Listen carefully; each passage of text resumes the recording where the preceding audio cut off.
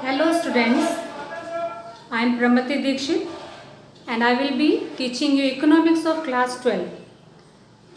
At first, I will start with the introduction of a syllabus. For class 12 economics, the syllabus consists of two parts.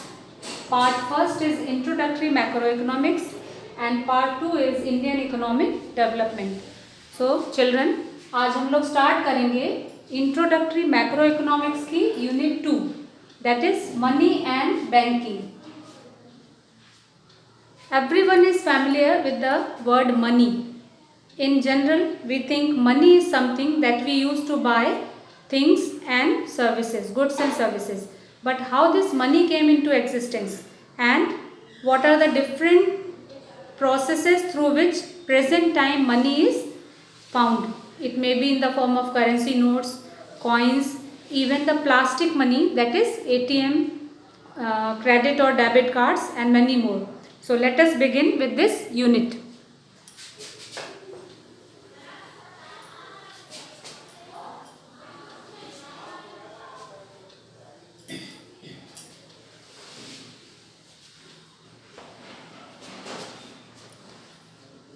Okay, so the part 1 of this chapter mainly focuses on the concept of money. But children, do you know how this money came into existence? उसके लिए हमें history में वापस जाना पड़ेगा and we will have to learn how this money first was used. Children, you all must have studied in your previous classes that early man lived an uncivilized life, and in those days they have very limited needs and they lived just you can say a life without many more things like we use today. So in those days they were not using money as we use today. Instead they used to exchange goods and services from each other, and there was no use of money as a medium of exchange. So in those days they were using barter system. Barter system. Now let us discuss this barter system in detail. बच्चों, barter system का मतलब है जब हम बिना money को use किए हुए गुड्स के बदले गुड्स या सर्विसेज को एक्सचेंज करें. For example, there are two people, mister X and mister Y. मान लीजिए मिस्टर एक्स के पास वीट है और उनको चावल चाहिए and he looks for another person who has rice and he needs wheat. So they will get together and exchange their goods. इस तरह के प्रोसेस को हम कहते हैं barter system. So we can say simply barter system is a system in which goods and services are exchanged for goods and services. Since we use the word commodity for goods, इसको हम CC economy के नाम से भी जानते हैं. CC economy. You can say commodity for commodity economy. Now, there were different problems or drawbacks in this system which gave rise to the need of money. So, children, board के लिए हमें बहुत इम्पॉर्टेंट टॉपिक है कि barter system क्या है और ये कैसे धीरे धीरे अबॉलिश हो गया या कैसे गायब हो गया. So let us learn about its drawbacks.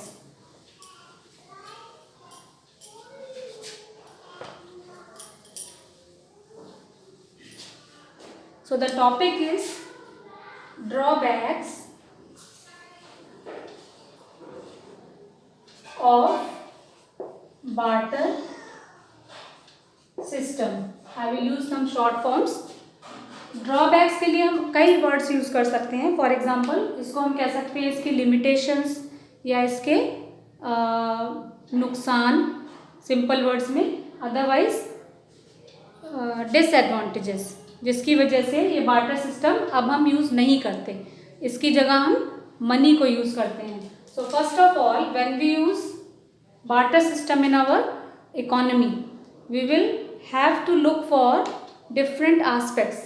First problem we will have to face is double coincidence of bonds.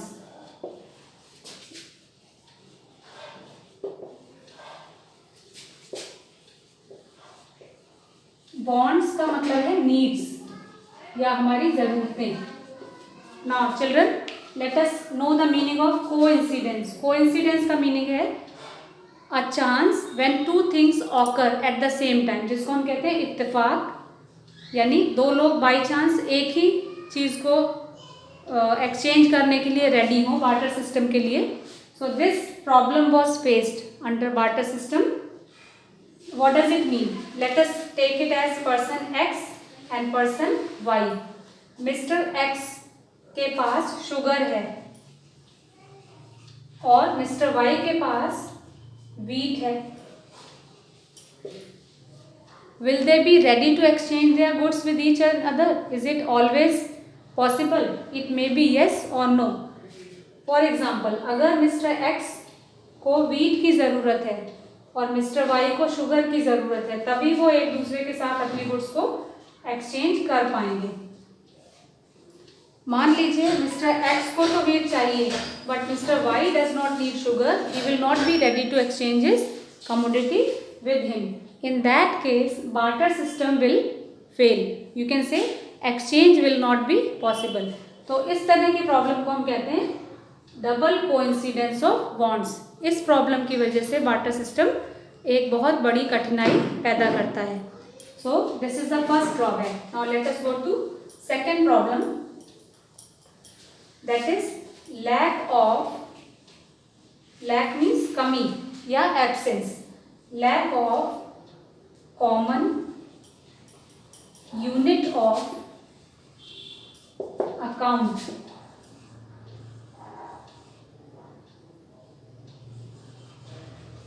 Account या फिर इसके लिए कॉमन यूनिट ऑफ मेजर भी बोल सकते हैं. What does it mean? आजकल हम हर चीज़ की वैल्यू को किस तरह मेजर करते हैं? हम हर चीज़ के प्राइस को मेजर करते हैं कि मान लीजिए ये दो कमोडिटीज़ हैं एक्स और वाई, या फिर एक इसको ले लेते हैं एक्स एंड वाई. ये 10 रुपये का है और ये 2 रुपये का है, तो हम इनकी आपस की वैल्यू को कॉमन यूनिट में मेजर कर सकते हैं या अकाउंट कर सकते हैं, means rupees. So we can say money provides us a common unit of measurement, but in terms of goods we do not have such common unit of measurement. For example, अगर wheat को goods में ही change किया जा रहा है तो wheat कितने राइस के बदले में मिलेगा, कितने शुगर के बदले में मिलेगा, कितने मिल्क के बदले में मिलेगा, and so many goods. It means wheat का मेजरमेंट या वीट की accounting in terms of value को हमें हर चीज़ के बदले याद रखना पड़ेगा या रिकॉर्ड करने के लिए बहुत ज़्यादा एफर्ट करना पड़ेगा. It becomes very complex and complicated. So there is no common unit of account or measurement of goods value. This is another big problem. In absence of this facility or this feature, barter system does not allow us to have a accounting system. But with the use of money, we can have complete accounting system well maintained because we have everything to measure in terms of money. जैसे कि हम accounting में depreciation को rupees में count करते हैं या फिर हम एसेट्स को रुपीज़ में काउंट करते हैं. ऐसा नहीं होता है कि इतनी मशीनें हैं या इतना लॉस हुआ रुपये में और मशीनें हैं नंबर में, ऐसा नहीं होगा. या फिर ऑयल कितना यूज़ हुआ लीटर में है. वी टर्न दैम और change them in common unit that is called money. So accounting was not possible under this system. It was very complicated to keep a record of all the things, all the activities. Now what is the third problem? That is lack of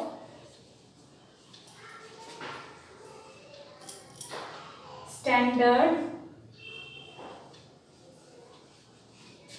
for deferred payment. DEFERRED. Deferred की spelling आप याद करिए, ये common mistake बच्चे करते हैं, इसमें double F नहीं होता है. Deferred payments.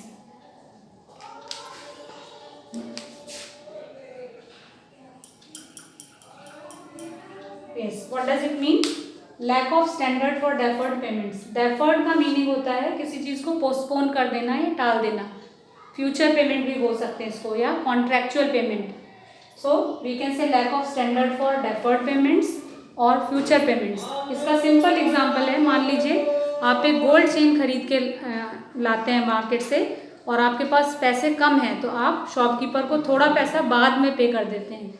लेकिन जब आप उसको बाद में पे करेंगे, मान लीजिए वो आपका फ्रेंड नहीं है या फैमिलियर नहीं है, he will charge a rate of interest. So that is the standard, sorry here D is missing, standard for deferred payments. It means when we make a payment in future, that is deferred payment, we have to set a standard rate for it. जैसे कि हम loan लेते हैं तो उसके लिए interest का rate fix किया जाता है, वो स्टैंडर्ड है डेफर्ड पेमेंट का। So under barter system there was no standard system for making payments in future. Example, आप अगर किसी से गेहूं उधार लेते हैं और उसको आप 6 महीने बाद, 2 साल बाद या 10 ईयर्स बाद वापस रिटर्न करेंगे, so how much more you will have to pay for that duration, there is no standard for it under barter system. इसलिए इस सिस्टम में बोरोइंग और लैंडिंग का कॉन्सेप्ट डेवलप नहीं हो सकता है, that is it will not help in development of banking system. तो ये एक इसका नेक्स्ट ड्रॉबैक है।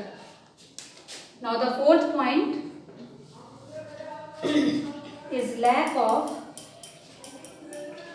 store of value and transfer of value.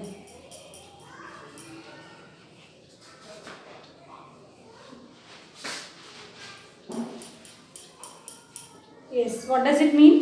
ये दो पॉइंट्स भी बनाए जा सकते हैं, lack of store of value and lack of transfer of value, but it is easier topic, so I am combining in one. हम चीज़ों को स्टोर कर लें तो हमारे पास वैल्यू स्टोर हो गई। इट मीन्स आपने मान लीजिए सोना स्टोर करके रख लिया, you have stored furniture, assets. Then transferring means taking from one place to another, आप अपना सामान यहाँ से वहाँ भेजते हैं। लेकिन बार्टर सिस्टम में ये दोनों चीज़ें ही बहुत ही डिफिकल्ट हैं, because storing all the goods is not possible. Many goods are short lived, जिनको हम बोलते हैं पेरिशेबल गुड्स, जो कि ख़राब हो जाती हैं, या फिर कुछ चीज़ों जिसको डिके होना भी बोल सकते हैं, डिके मीन्स सड़ जाना, खराब हो जाना। Example, you are a farmer of vegetables, can you store your vegetables? Otherwise you have a dairy farm, can you store your milk for 10 days, for 1 month, 2 month? No, not at all. इसी तरह सारी goods को transfer करना इतना आसान नहीं है, there may be difficulties. जैसे कि आप मान लीजिए एक फार्म के ओनर हैं, can you transfer your farm from India to America or even from Puranpur to Pilibhit? No. So store of value is sometimes impossible and other times it is very difficult. जैसे कि wheat मान लीजिए आपने store किया, आपने सोचा कि ये वीट हमारी नेक्स्ट जनरेशन यूज़ करेगी, can it be stored for 20 years, 30 years? No. Similarly, transferring goods, it is sometimes possible with difficulty. जैसे कि आप मान लीजिए यहाँ से शिफ्ट होकर बॉम्बे में सेटल होना चाहते हैं, आप अपना गेहूँ, चावल ट्रांसफ़र करें यहाँ से, it will be so difficult. Similarly many goods are immovable, जैसे कि प्रॉपर्टी, मकान, ज़मीन, it can not be transferred from one place to another, so transferring value was difficult. Similarly storing value was difficult under barter system. Now children, this point can be one combined question या फिर इसके दो question भी हो सकते हैं, store of value और transfer of value. तो इसको हमें दोनों तरह से प्रिपेयर करना है एग्जाम के लिए। Now the last point I will summarise, there is no space, so I am writing here, lack of divisibility of goods. Divisibility का मतलब है चीज़ों को डिवाइड कर पाना। Example, you can divide wheat into 1 kg, 2 kg और like that. लेकिन क्या आप किसी टेबल को डिवाइड कर सकते हैं? Suppose you cut it into 2 parts, what will happen to its value? इसकी वैल्यू कम हो जाएगी या ख़त्म हो जाएगी? Can you divide a livestock, can you divide a goat into 4 parts और उसकी वैल्यू बनी रहे? No, it will lose its value. So lack of divisibility of goods was not always possible and most of the time it was very you can say impractical। जैसे कि आपने मान लीजिए table को 4 पार्ट्स में divide कर दिया तो उसकी वैल्यू ख़त्म हो जाएगी, and then it will be of little worth, वो सिर्फ एक लकड़ी के पीस में बदल जाएगी, और जो 500 रुपये की टेबल है वो मुश्किल से 10 रुपये या 2 रुपये की रह जाएगी। सो डिविजिबिलिटी ऑफ गुड्स ना होने के कारण ट्रांजैक्शंस को छोटा करना मुश्किल होता था। Example, 1 cow is of 10 kgs of wheat, और मान लीजिए आपको सिर्फ 2 kg चाहिए। Can you cut that animal into 5 parts? No, it will be losing its value. So lack of divisibility of goods was another problem. So I have summarized this topic in very brief. Let us revise the points. हमने क्या सीखा है? Barter system क्या है? It is a system of exchange of goods and services for goods and services. It is also known as commodity for commodity economy. अब ये system कैसे गायब हो गया, क्यों हट गया, इसको हम ड्रॉबैक से समझ सकते हैं। इसमें क्या बुराइयां थी, क्या ड्रॉबैक्स थी, या क्या कमियां थी। पहली बुराई है, पहली शॉर्टकमिंग है, डबल कोइंसिडेंस ऑफ बॉन्ड्स नहीं होता था। Second is lack of common unit of account और मेजरमेंट, चीज़ों को मेजर करने के लिए कॉमन स्टैंडर्ड यूनिट नहीं है, जैसे कि हम रुपी, डॉलर वगैरह में कॉमन यूनिट बनाते हैं। Third is lack of standard for deferred payments, means future में आप पेमेंट करेंगे तो कितना स्टैंडर्ड रेट लगेगा, वो नहीं था। देन लैक ऑफ स्टोर और ट्रांसफर ऑफ वैल्यू, चीज़ों को स्टोर करना, ट्रांसफर करना मुश्किल था या डिफिकल्ट था। And the last point is lack of divisibility of goods. So I have given you a very brief description here. Children, you need to read this topic from the book. उसके बाद आप इनको हर point को एक छोटे question के form में तैयार करेंगे। I will be sending you few notes and you can prepare it in proper copy. और इसमें से जनरली बोर्ड में एक क्वेश्चन आपको मिलता है। Next thing you will do is for each heading you should know an example, जैसे कि यहाँ पे आप मिस्टर एक्स और वाई का एग्जाम्पल ऐड करके एक्सप्लेन कर सकते हैं। सिमिलरली यहाँ पे आप बोरोइंग का एग्जाम्पल दे सकते हैं, यहाँ पे आप चीज़ों के डिके होने का एग्जाम्पल दे सकते हैं, यहाँ पे आप लाइव स्टॉक या फर्नीचर की डिविजिबिलिटी का एग्जाम्पल दे सकते हैं। So when you get any one of these topics in the board exam, you will write its definition, its content and support it with an example. So children, I hope you have